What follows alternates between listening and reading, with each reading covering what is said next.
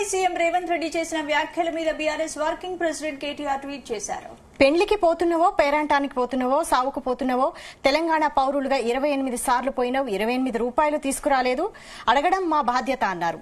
రాజ్యాంగబద్దంగా మినహా ఈ ఏడాదిలో అదనంగా కేంద్రం నుంచి ₹1 తెచ్చింది లేదన్నారు.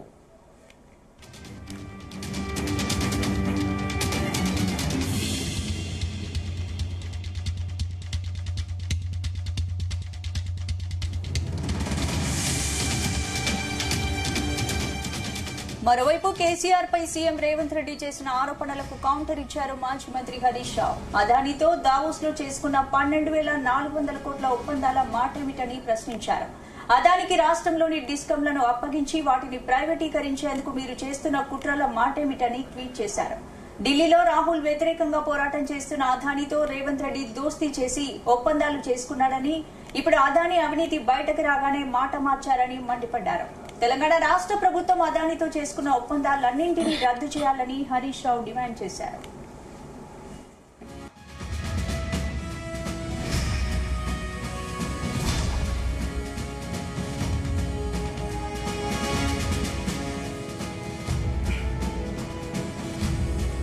ఇక ముఖ్యమంత్రి రేవంత్ రెడ్డి సంచలన నిర్ణయం తీసుకున్నారు. అదాని ఇచ్చిన 100 కోట్ల రూపాయల నిధులను తిరస్కరిస్తున్నట్లు ప్రకటించారు. దేశవ్యాప్తంగా అదాని గ్రూప్ పై రేగుతున్న దుమారాన్ని దృష్టిలో ఉంచుకుని ఈ నిర్ణయం తీసుకున్నట్టు సీఎం రేవంత్ రెడ్డి ప్రకటించారు.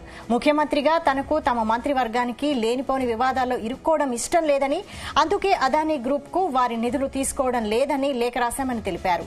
ఇదే అంశంపై మరిన్ని డీటెయిల్స్ బ్యూరో చీఫ్ నరేందర్ అందిస్తారు. నరేందర్, రాష్ట్రంలో ఎంతో ప్రతిష్టాత్మకంగా తీసుకున్నటువంటి స్కిల్ యూనివర్సిటీకి సంబంధించి ఈ మధ్యలో దానికి సంబంధించినటువంటి ప్రభుత్వం లాంఛనంగా శంకుస్థాపన చేసింది. దీనికి ప్రధానంగా ఈఎస్ఆర్ ఫండ్ కింద అదాని కంపెనీకి సంబంధించినటువంటి 100 కోట్ల రూపాయలు ఇవ్వడం పట్ల ఇది పెద్ద ఎత్తున వివాదం ఉంది. దీంట్లో ఖచ్చితంగా లోపాయికారి ఒప్పందం ఏదో జరిగింది. దీనికి ఖచ్చితంగా రేవంత్ రెడ్డి దీంట్లో ఇన్వాల్వ్ అయ్యాడన్నట్టుగా బీఆర్ఎస్ పార్టీ, అదేవిధంగా ప్రధానంగా కేటీఆర్ కావచ్చు, హరీష్ రావు పెద్ద ఎత్తున విమర్శలు చేస్తూ వచ్చారు. ఇది కాస్త ముదిరి ఈ రోజు పార్లమెంట్ లో కూడా చర్చించేదాకా వెళ్ళింది. పెద్ద ఎత్తున ఇది దేశవ్యాప్తంగా ఒక ఇష్యూగా మార్చినటువంటి పరిస్థితి బీఆర్ఎస్ పార్టీతో పాటు ఇతర పార్టీలు కూడా పెద్ద ఎత్తున ప్రాధాన్యం చేసినటువంటి పరిస్థితి మనం చూసాం. దీని మీద రేవంత్ రెడ్డి పెట్టాడు, మళ్ళా వాళ్ళు ఇచ్చినట్టు నిధులను తిరస్కరిస్తున్నట్టు కూడా ప్రకటించారు. ఈ అదాని గ్రూప్ పై రేగుతున్నటువంటి దుమారాన్ని దృష్టిలో పెట్టుకుని ఈ రకమైనటువంటి నిర్ణయం తీసుకోవడం జరిగింది. స్కిల్ యూనివర్సిటీకి కానీ లేదా దానికి సంబంధించినటువంటి ప్రకటించిన అమౌంట్ ని రిటర్న్ ఇస్తున్నట్టుగా ఈ రోజే వాళ్ళు లేఖ కూడా రాశామని చెప్పారు. అయితే ఈ ఆయన ప్రెస్ మీట్ మాట్లాడిన కాసేపట్లోనే పక్క హరీష్ రావు కావచ్చు, బీఆర్ఎస్ వర్కింగ్ ప్రెసిడెంట్ కేటీఆర్ కూడా ట్వీట్ చేయడం జరిగింది, ప్రెస్ నోట్ కూడా రిలీజ్ చేయడం జరిగింది.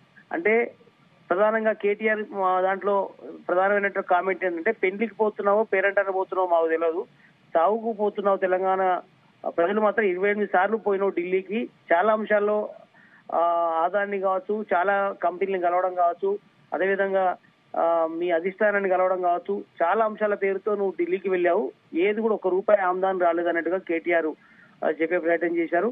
కేంద్రం నుంచి ₹1 తీయకుండా ఇన్నిసార్లు ఎందుకు పోవాల్సిన పరిస్థితి వచ్చిందంటూ కూడా ఆయన చెప్పారు.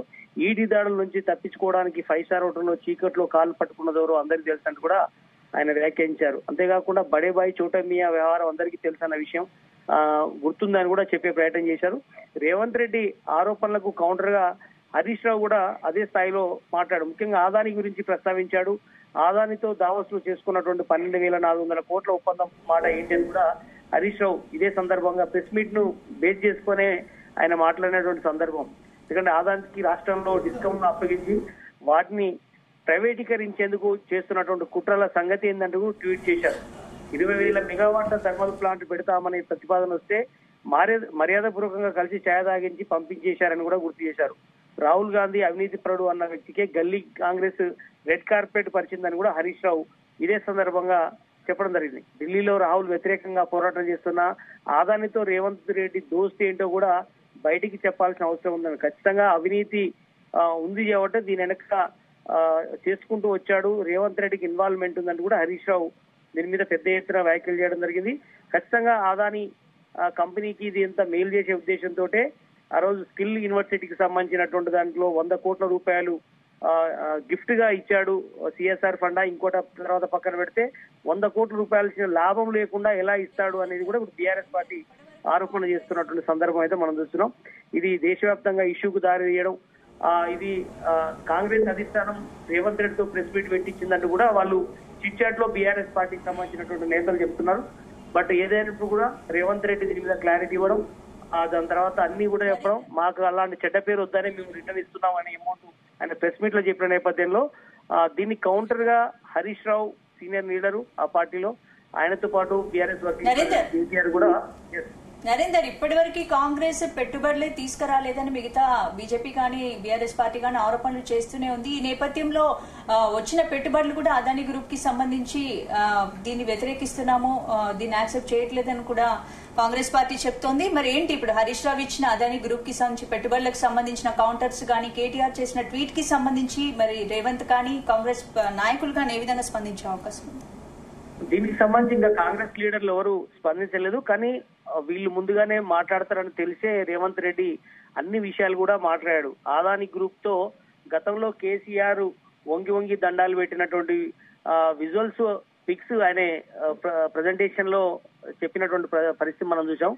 చీకట్లో కాలు మొక్కింది ఎవరో అందరికీ తెలుసు. కేటీఆర్ గాని అదేవిధంగా కేసీఆర్ గాని అదానీ కంపెనీకి సంబంధించినటువంటి వాళ్ళు కావచ్చు, స్వయంగా అదానీతో వంగి వంగి దండాలు పెట్టారంటూ కూడా రేవంత్ రెడ్డి అదే ప్రెస్ మీట్ లో పెట్టారు.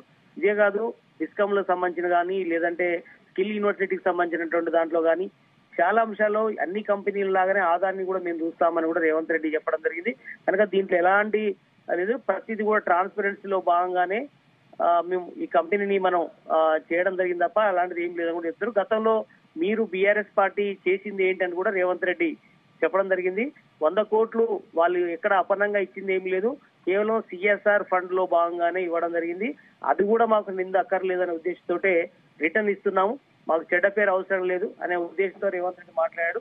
ఖచ్చితంగా బీఆర్ఎస్ పార్టీ వైఖరి ఏందో చెప్పాలి అని కూడా ఆయన చాలా స్పష్టంగా చెప్పడం జరిగింది. ఏదైనప్పుడు కూడా కాంగ్రెస్ ప్రభుత్వం కొత్తగానే ఉంది, ప్రజెంట్ ఏడాది కూడా పూర్తి చేసుకోలేదు.